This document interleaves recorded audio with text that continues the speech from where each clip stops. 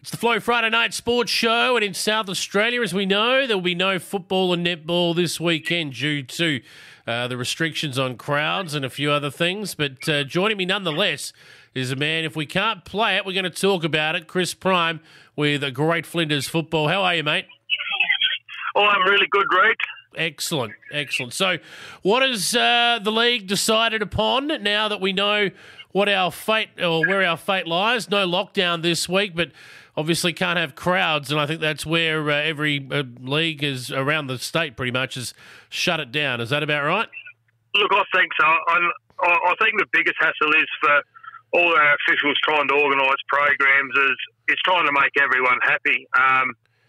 Unfortunately, you've got to break a few eggs to make an omelette, and so someone's going to feel a bit scrambled at the end of it. But look, so this week's no footy, but hopefully we get back the week after. And I think the restrictions we're under at the moment are probably tighter than what the restrictions we had last year when we decided not to play. So if all goes well, we will be back playing footy on the 7th of August, and we'll still finish up on the 18th of September, just with a slightly revised program. Yeah, so it should make mention of the fact that the state government that's come out and said, no, you can go back to training, but you can't play this week. Everyone's expecting that we'll get the go-ahead to play on August the 7th, although we don't know exactly what those restrictions are going to look like. But what we talked about last week for Great Flinders has changed a little bit. There are a few people concerned about pushing the season longer and into school holidays. Is that what I'm hearing? Oh, look, that's what I've heard. And like, just changing the date just throws out a lot of other people who have organised things coming in. Grand final's going to be on this day. Well, that gives us free time or whatever. So, I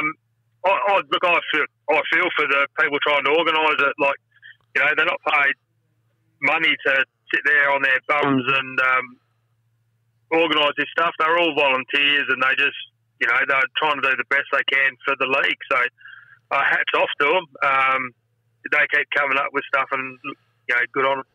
That's all they can do at the end of the day. It's not a fun time to be an administrator in any competition at the moment, particularly any football or netball league. And it was already a tougher year than normal for Great Flinders with the 7-team draw, and these couple of weeks off, I guess, have just thrown that into a little bit more chaos. So they think they've worked out a way to do it so that everyone's going to play 12 matches. Is that right, Brimey?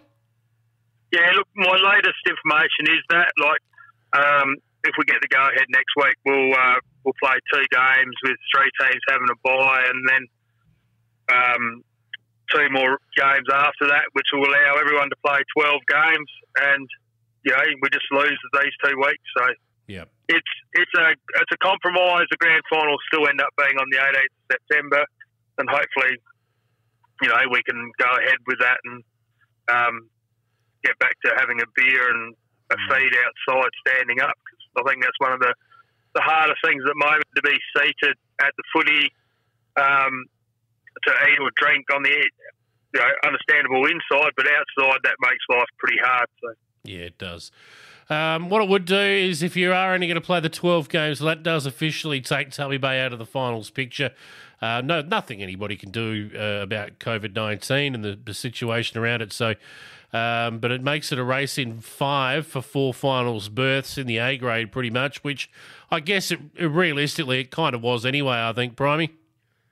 Oh, look, I think so. I think I've said probably 3-4 weeks ago that Tumby had to win to stay in it, and we haven't been winning. We've sort of been in touch, but it's like a block swimming in gumboots.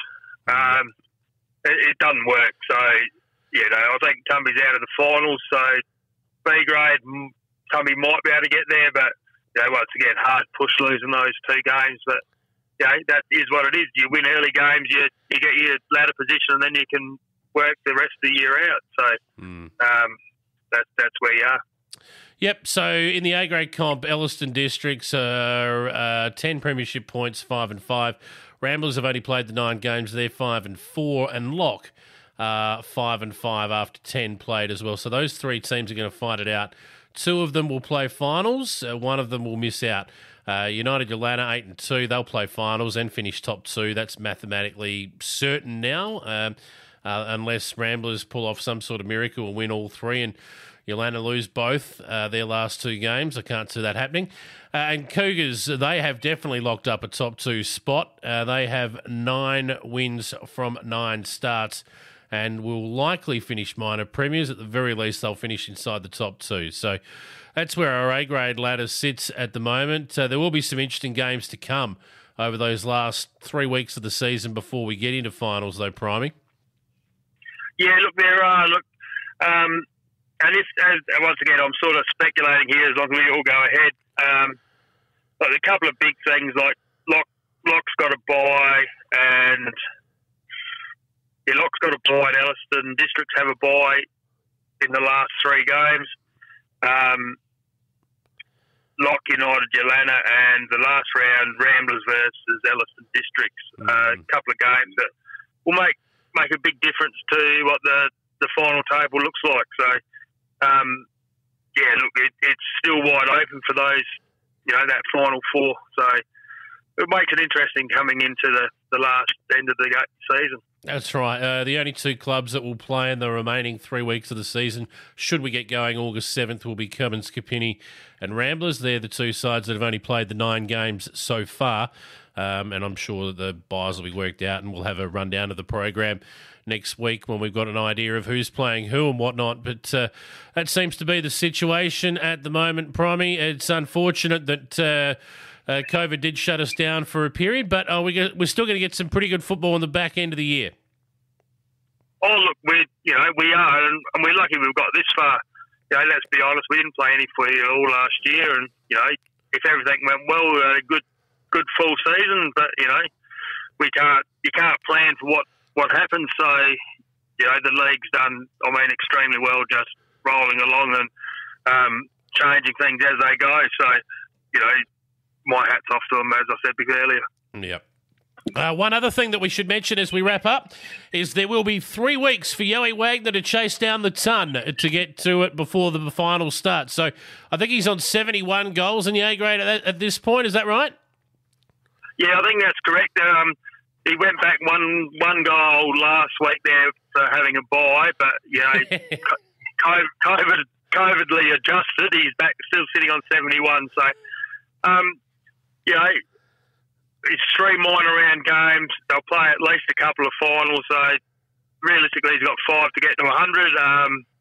It'd be a great effort if he can get it in the minor round in 12 games. That'd be a fantastic effort. Yeah. All right. Well, we'll be following that, Sue, with you. Look forward to chatting with you next week, mate. Until then, enjoy putting your feet up for one more, and we'll catch up with you then. Yeah, I will enjoy the feet up. I'm not sure about this training and no playing, though. I didn't mind the complete lockdown with no sport. Didn't have to train, but, this training's wearing a bit thin, I reckon. You pull the life members rule, mate, and head straight to the bar. That's that's how you deal with training. I'm not one of those anywhere, so I'm not a life member. I just go to the bar. So, there we go. Good on you, mate. All the best. Thanks, Ray.